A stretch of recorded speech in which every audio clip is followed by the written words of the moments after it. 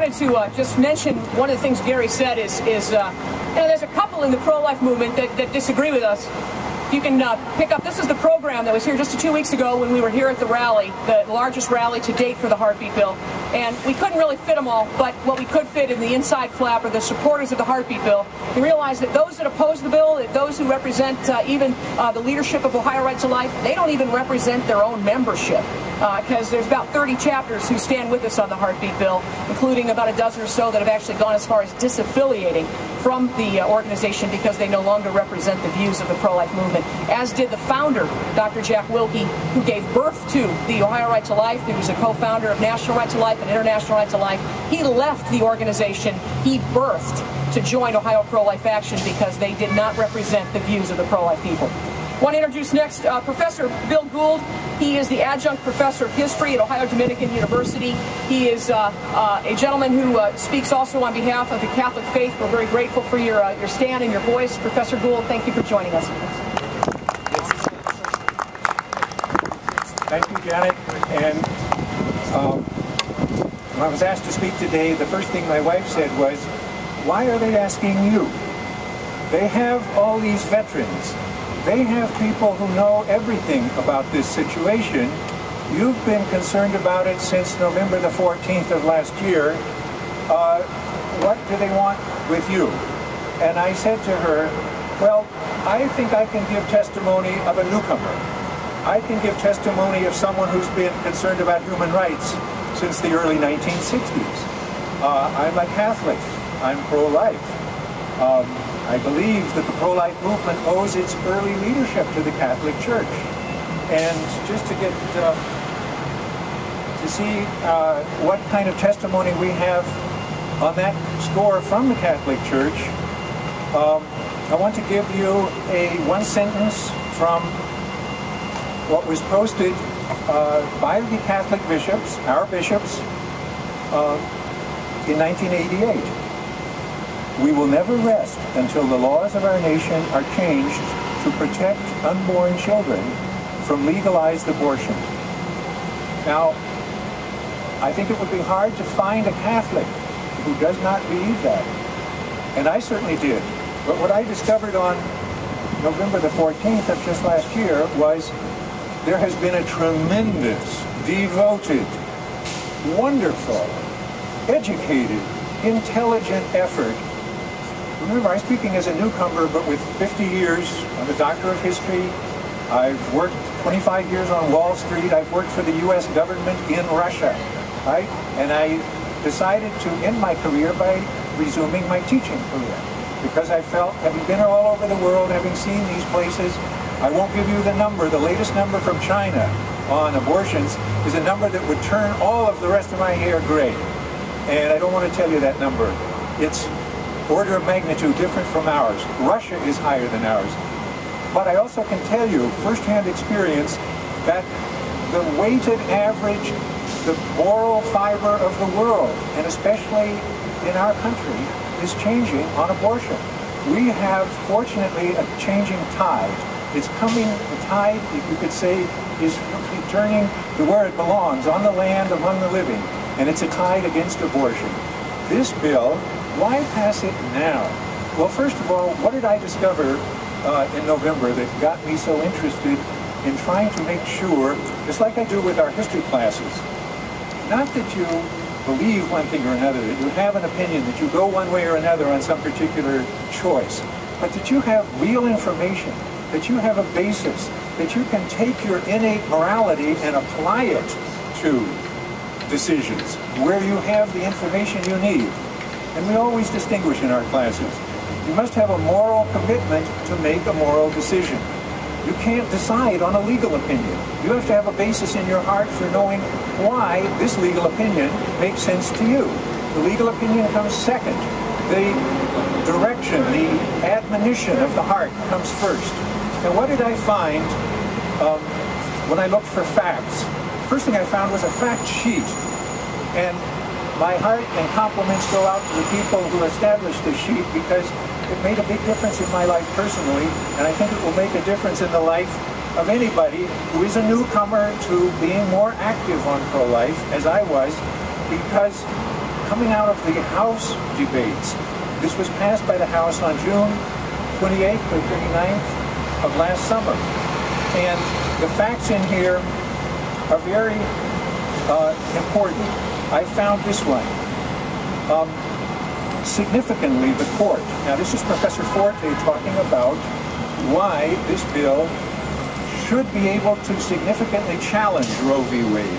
Here's what he says. Significantly, the court in Gonzales, and that's Gonzales versus Carhart, that's the same case that you just heard cited in reference with the Supreme Court's acceptance of the partial birth abortion ban. They dropped the use of the potential life. Now, I'm sure most Catholics, like me, had enough education in this field to know that this term potential life was an insult to the American people. It was an insult to jurisprudence. It was an insult to the American tradition because they had plenty of valid scientific evidence, just as they have much more and better scientific evidence now, that science says when life begins. You've got a human being to protect at conception. That is the universal voice of science, and to ignore it, it just has to be someone who makes a choice because they kind of like that. Well, we've got to help all of us understand those choices have to be informed in order to be conformable to what God wants from us. Here's the end of it. In doing so, the court in Gonzales affirmed the notion inherent in the plea of pregnancy, and that means, plea of pregnancy means we are doing something to try to end abortion. We are not regulating. We are trying to end it. We are taking a significant step to end it. That the determination of when life begins is a factual inquiry capable of being answered. Now, this sounds like sophisticated legal talk, but it's not hard to understand. What it means is that they had a definition. They gave something as justifying their abortion decision in 1973. But they gave themselves, and they had the courage and the, let's be charitable. They had the wisdom to include a kind of a side door that says, if somebody can establish when life begins, then the decisions and the whole logic and argument of this decision don't apply. Well, that's what the heartbeat bill does. It doesn't just save lives. That's the first thing that's different about it. That's the first opportunity we have. It saves lives. That's what got my heart beating. But then when I read these facts, I said, these are the facts that we all need. These are the facts especially that Catholics need. And these are the facts that all Catholics need. Because when you go into the facts, and by the way, I always tell the classes, be sure you read as many different sides of some issue, as it's called, as you can. So I would give my class Senator Niehouse's letter, an open letter from Ohio Senate President Tom Niehaus. I would give them a very recent document, a message from State Senator Keith Faber. These are documents which, under the guise of saying some things that we also hear in the church, that we are not for this bill in principle, we're only against it at this time. Be very careful with arguments like that. Read them carefully. And you might notice that the second document I would give them from the pro side is Ohio Human Heartbeat Protection Act, a very good summary of what happened in the House and what has been said by the educated pro-life movement, which every senator has one. So we're pleading with them, please consider your facts, and then consider that these kinds of statements, in my best judgment, I think in anybody's careful, considered judgment, if you read down one paragraph and find that they say some organization is against the heartbeat. Why? Because they have an opinion from some lawyer, and that lawyer is against the heartbeat bill, and that lawyer maybe did something for this organization 5 years ago. That means they can tie his name to that organization and say this organization is against the heartbeat bill? I don't think so. I don't think so. And this is a long, long statement from Senator Faber, but I would ask all of us to please consider, and before I read you Matthew 23:23, because I think the Lord should have the last word here. The Lord is the one that we are responsible for to who ultimately. So I want to read Matthew 23:23. I want to make sure you get the context.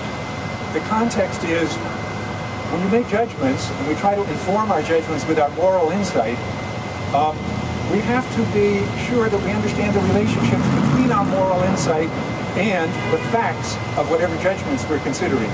The moral basis has to be apparent to us as the basis. It's called a moral basis.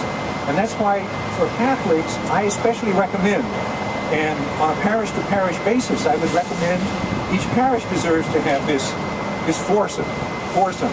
2 documents pro, 2 documents con. And you might say, oh, but the documents con are so slender. Why is that? Well, guess what? They can't find anyone to argue against this bill that hasn't been paid to do so. That is a damning statement in my opinion, and it's been checked with CCO. Now, what I recommend for Catholics is the Rosary of the Unborn. And that's Senator Favor. We don't want to lose the Rosary of the Unborn, and it's available at www.rosaryoftheunborn. And now, bearing in mind why I've chosen this selection, and the reason is that I've chosen it to give you how we really can love our neighbor, be charitable, be merciful to everybody in this whole complex situation. And the way to do it is to be merciful. This is divine attribute of God. And I'd like to read you, and that's the only way we can really ever sort out things. There was a famous Dominican, Meister Eckhart. He said, the rational heart is the goal of all living and education. So remember, we're trying to sort things out, to put things in their proper perspective. And here's what the Bible tells us. Woe, this is Jesus speaking, woe to you, scribes and Pharisees, hypocrites, because you tithe mint and anise and cumin, and have left the weightier things of the law, judgment and mercy and faith. These things you ought to have done, and not to leave those undone. God bless you. God bless Ohio, and God bless all living people.